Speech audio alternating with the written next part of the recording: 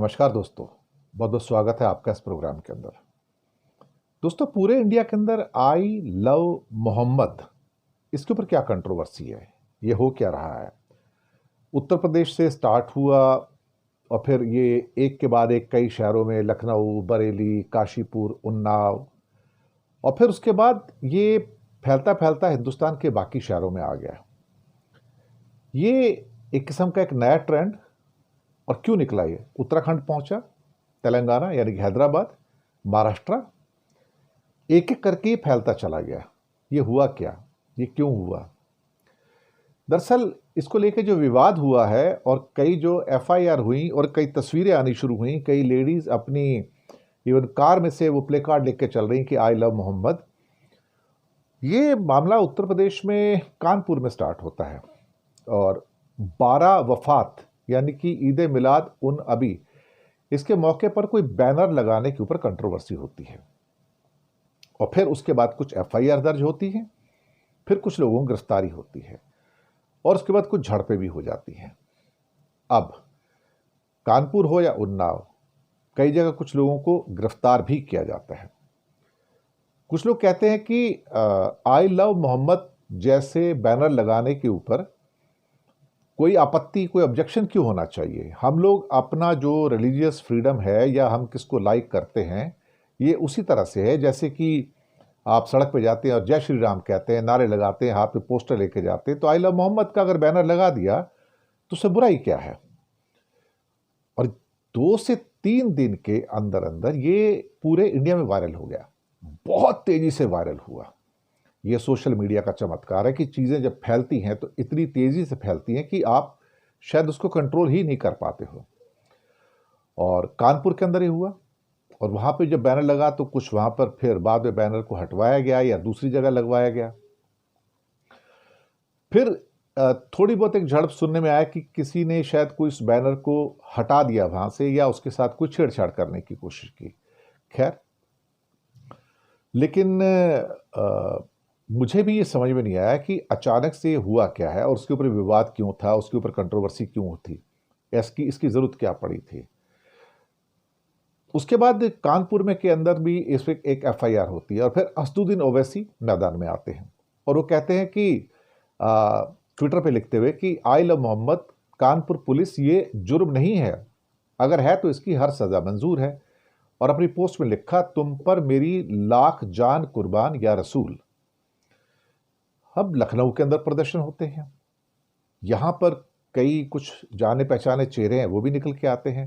कुछ अपने कारों में सवार होकर लेडीज आती हैं, अपने हाथ में प्ले कार्ड आती हैं आई लव मोहम्मद के नाम से। लेकिन मुझे लगता है कि जो ये एकदम से ये वायरल हुआ है उसके पीछे कारण क्या हो सकते हैं?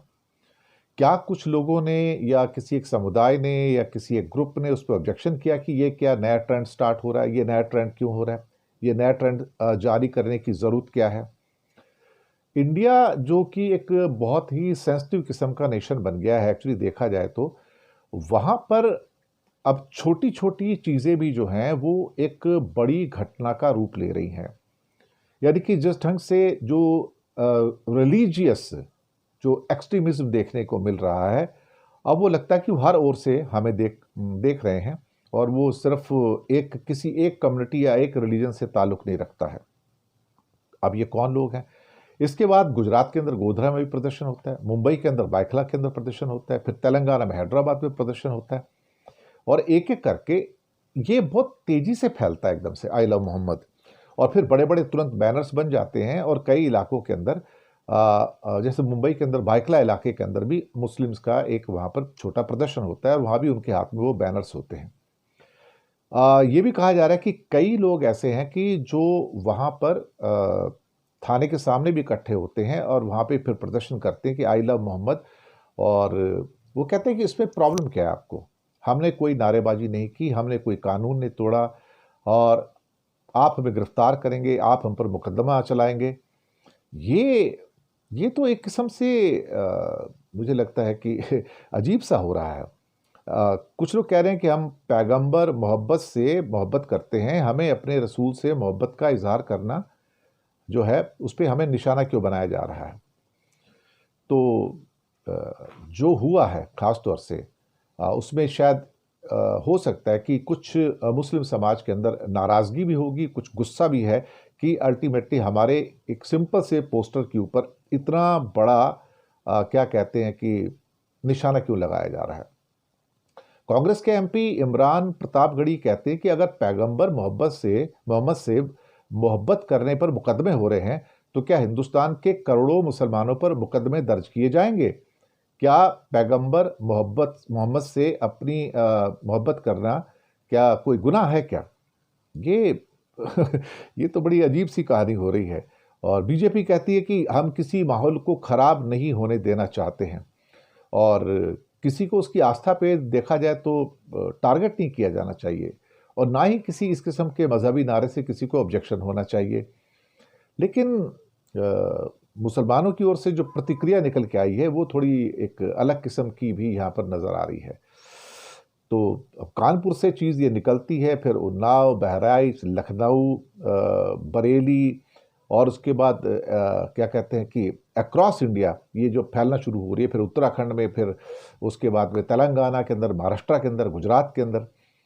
और वो कहते हैं कि भाई ये तो रिलीजियस फ्रीडम ऑफ एक्सप्रेशन है, आप इसको रोक नहीं सकते, ये हमारी चॉइस है। अगर हम अपने लॉर्ड से मोहब्बत करते हैं तो उसमें गुनाह क्या है? लेकिन बहुत तेज़ी से फैला है ये। और मैं ये ऊपर वाले से दुआ करूँगा कि इसकी वजह से या बाकी जो नारेबाजी होती हैं कहीं पर, जो भी पोस्टर्स किसी के आते हैं, कि समाज में शांति बनी रहे, यही हमारी दुआ है, इसके अलावा और कुछ नहीं है। तो शांति बनाए रखिएगा और ताकि शांति भंग ना हो। धन्यवाद आप सबका।